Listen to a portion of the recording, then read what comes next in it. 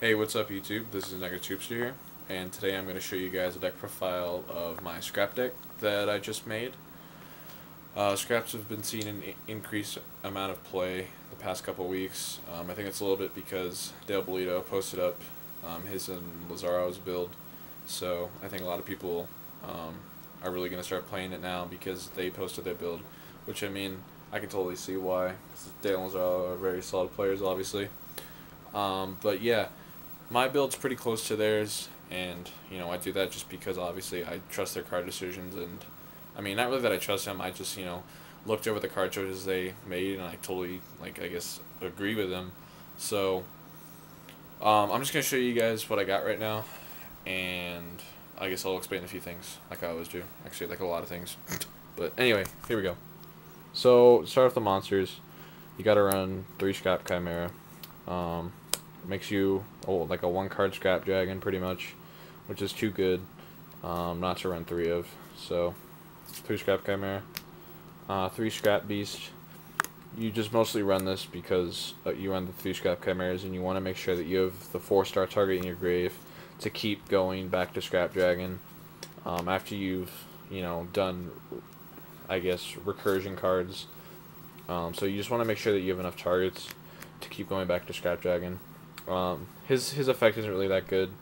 It says that if he's in defense position and something attacks it and doesn't kill it, which I don't know why the hell that would happen. Like unless you just set it and attacked it, but I don't know. Anyway, so if it's attacking defense and then they don't kill it, then at the end of the battle phase it blows itself up, and then his effect will activate, which lets you get back any scrap from your grave to your hand, which is really good. Because you can use his effect with cards like Scrap Storm, because it just says a scrap card, but that destroys it. So you can blow this up, and then get that back, and just keep going to an 8-star Scrap Dragon, which is really good. Next, I run 3 Scrap Goblin. I run the 3 Scrap Goblin because of cards that I run like Scrap Golem and cards like Gravekeeper Spy and Cyber Dragon. All those cards have really good synergy with this to go to 7 and 8 stars. It also is kind of a wall. If you set it and they attack it, it doesn't die, but then if they attack it again, then it's going to blow itself up, and it's going to trigger the effect. Similar to Scrap Beast, but it's a lot easier to get off, I guess you could say.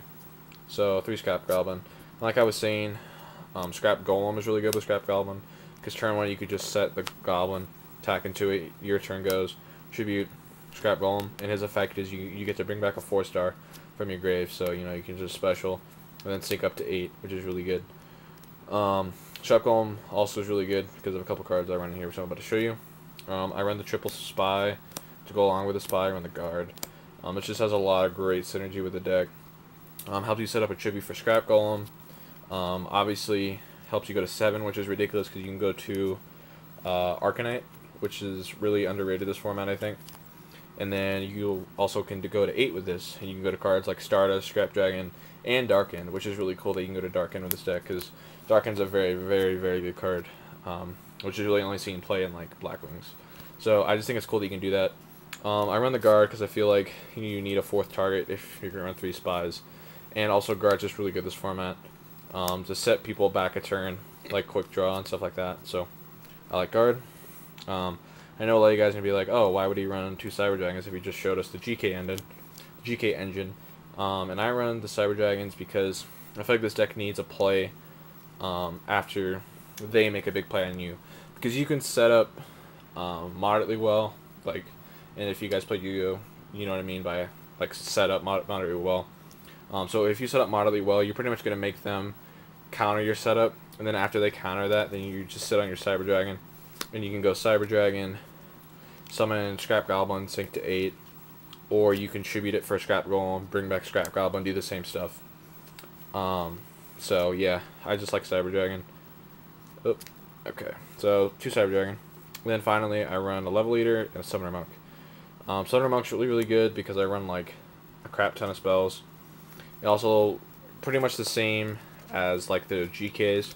The fact that you can go to Darken, Stardust, and Scrap Dragon all with 1 card. That's really good. And then Level Eater has really nutty combos. Works best with Cyber Dragon because then you don't have to worry about taking up levels that you're going to be tuning with.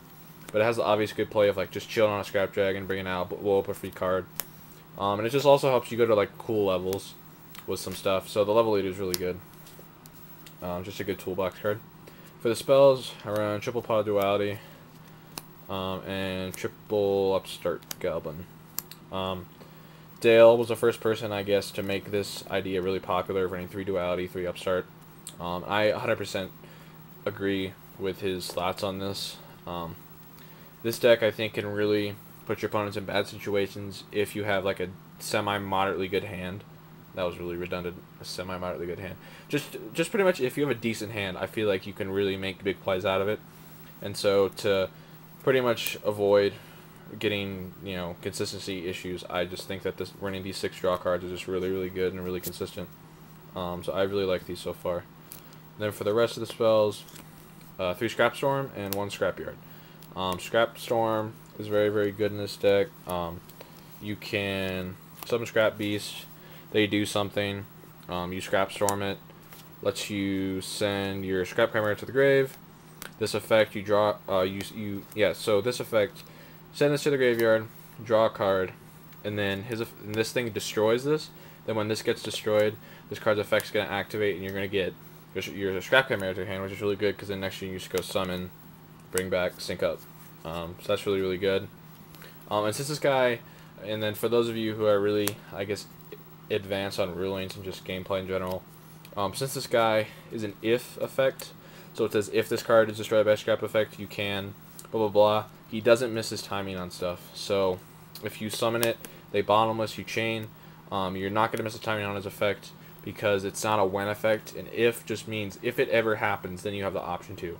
But when means that it has to be the last thing that happened in order for it to work. So this thing's not going to miss its timing, which is really, really huge to this deck, in my opinion. So I run the triple Scrap Storm because of those nutty combos.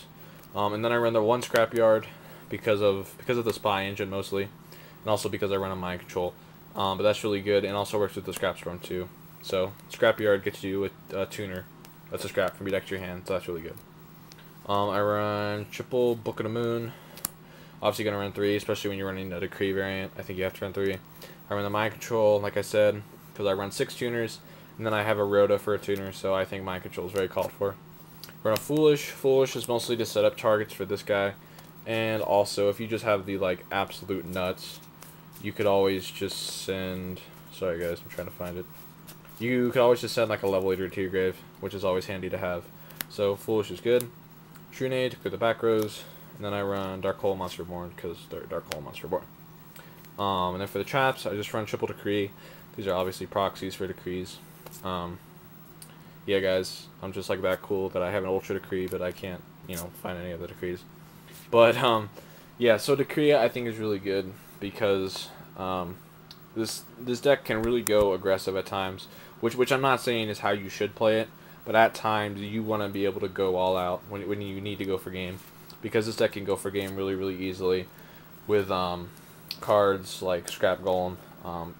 If pretty much if you can keep a Scrap Golem on the field for a turn, you're probably gonna win the next turn.